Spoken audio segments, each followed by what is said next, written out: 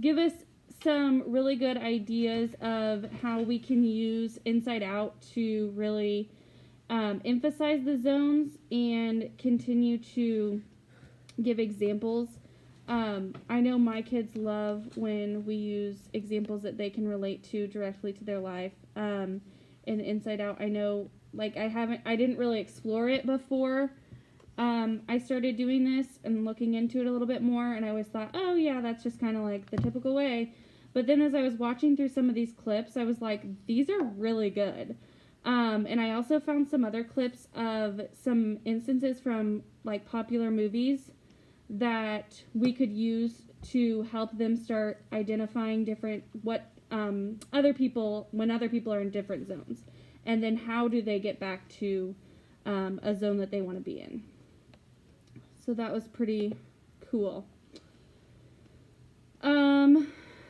Another thing that I found was that it's great to have a check-in for kids, but it gives them a lot more ownership if they can create their own check-in. So I was kind of thinking of those kids that are really, truly struggling.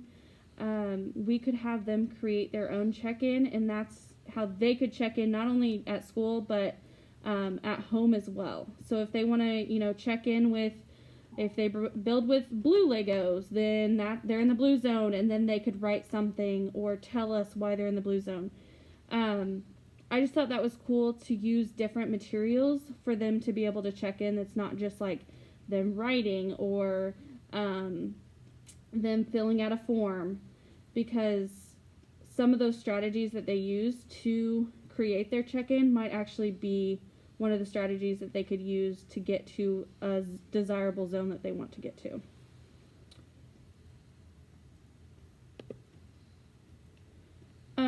Another important part is that we will have toolboxes for them. So if they're in the red zone, we're going to come up with ways that they can get to a different zone. And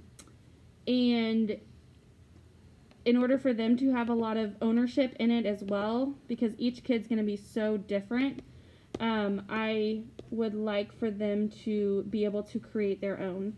Even if we try and guide them and give them good ideas, it'd be really good for them to be able to each have their own unique set of toolbox. Let's see. But will they be made out of cookies like your pictures? Yeah. I hope so. I hope so. And then I added in a video from Flocabulary, and it's just a little rap about managing emotions. And I found a few other ones that they say they're for like K1 on there. But I watched and went through them and watched them, and they're pretty good for just really promoting different ways that you feel and how you can use strategies to get to a desirable state that you want to be in. And then as I was going, that was another resource that I thought we could use, as well as our second step lessons that will be able to help them come up with strategies. Morning meeting, of course, is the perfect time to incorporate all of this. Our second step, of course, will add to our home connection.